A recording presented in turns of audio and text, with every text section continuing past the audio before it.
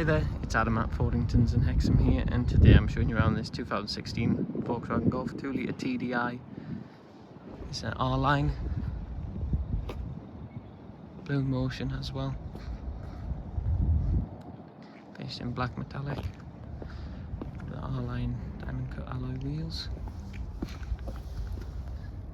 BlueMotion, front and rear sensors.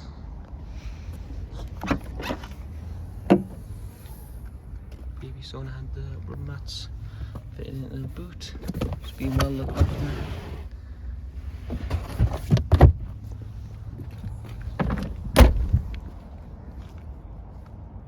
Spec wheel underneath.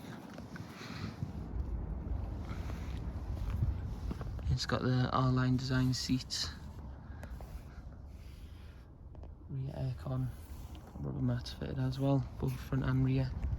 You can see the R-Line logo embossed on the front seats.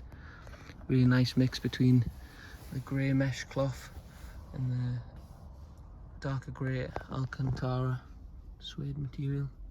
Cruise control, SAT-NAV, aircon. You've also got glass sunroof. Just in over 63,700 miles.